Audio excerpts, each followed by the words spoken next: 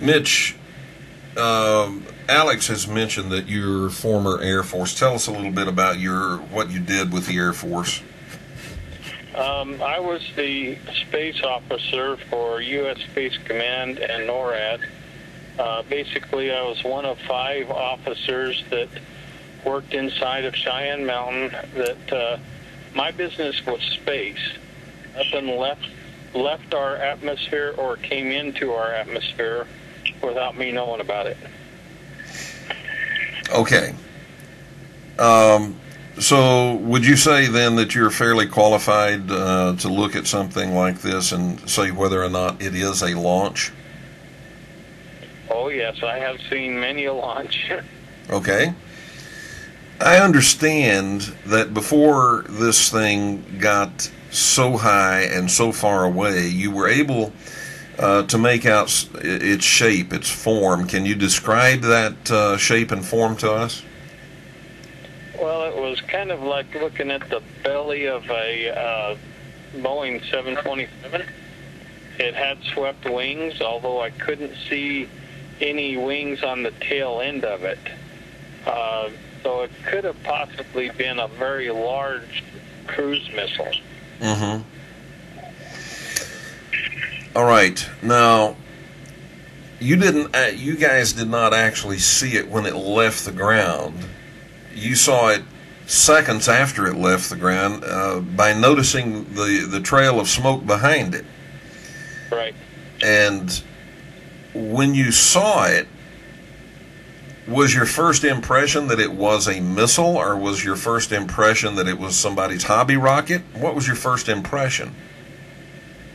Well, my first impression, since I did a lot of launches, was that we were actually going to war, nuclear war. However, only one rocket launched, and if we were going to do a nuclear war, there would be more than one popping off. Mm-hmm. So, I was requited after that.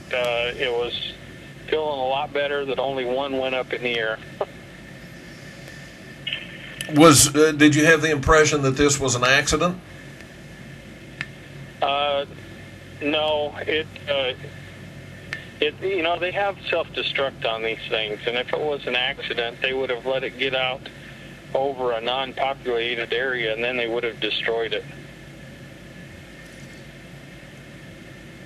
Did this missile, did it travel up, or did it did it continue to go up towards space, or did it turn and start traveling parallel to the ground?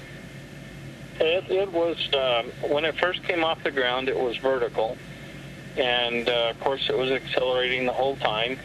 It was accelerating way too fast to be a manned vehicle, so it was definitely an unmanned vehicle. It started arcing when it got up. It's hard to say what the altitude was, but it was in the sun when we were looking at it when it started arcing. But it was still climbing, but it had turned and was headed the direction that it was going to go. I don't know whether you can talk about this or not, but I'll ask the question. If you can, you can talk about it, and if something you can't talk about, then okay, we understand that. Anything leaving our atmosphere and anything entering our atmosphere is something the Space Command at NORAD, Cheyenne Mountain, is concerned with. Is it ever the case that you track something coming into our atmosphere that's unidentified? Well, they have what they call uncorrelated targets quite often. Uncorrelated targets, we call them UCTs. You tell them, Leslie. Welcome back to the Kevin Smith Show. My guests this evening, Alex Hearn and Mitch Waite. Mitch, you were telling us when we went to break, you were telling us about uncorrelated targets, UCTs.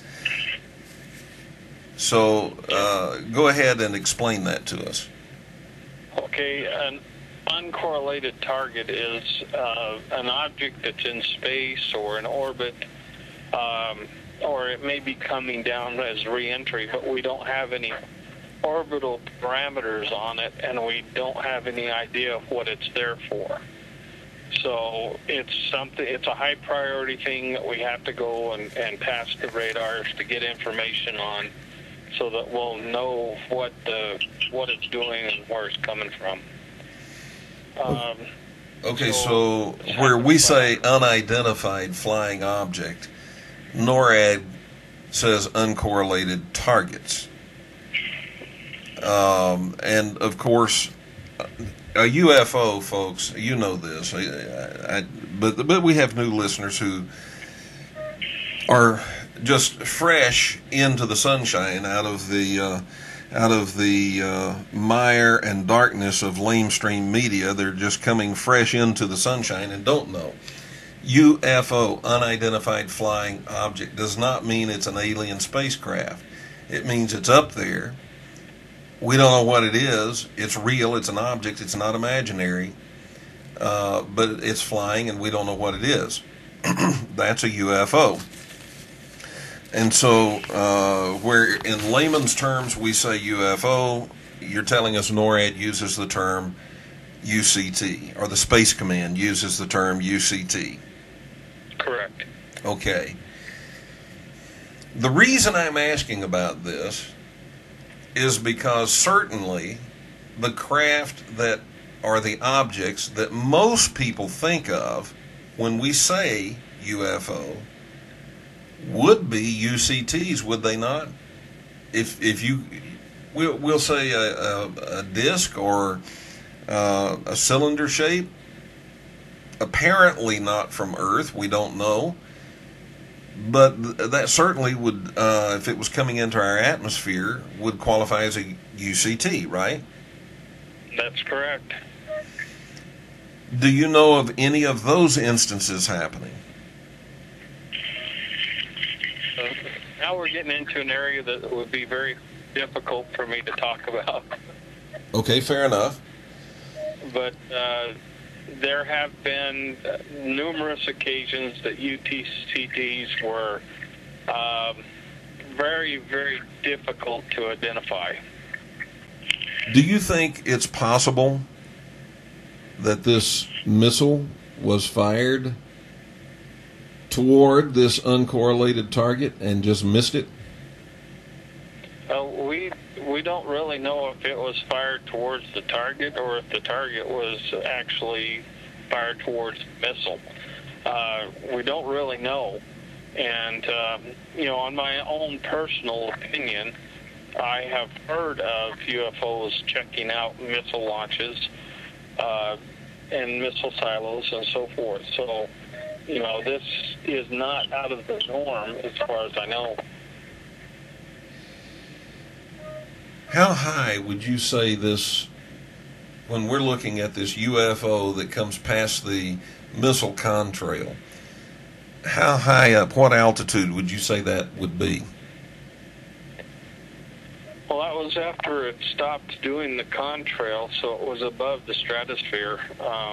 Well, yeah, I understand the missile is, but I'm talking about the UFO. What altitude would you say what would you estimate the altitude to be for this UCT?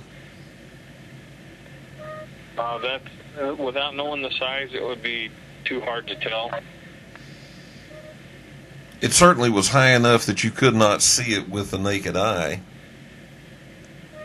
That's correct. But, there's optical illusions. I mean, it could have been way beyond the missile, or could have been closer in towards us.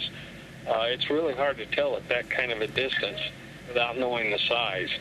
If you know the size of the object, then you can determine the distance. Well, I'll tell you what, it appears to just fade in right next to the contrail. Is there a possibility that this is something falling off of the missile? There could have been booster booster rockets on it to help the acceleration. It is possible that these could be things that are falling off of it. It's a good possibility. And does it look to you like stuff that falls off of missiles? No. Okay.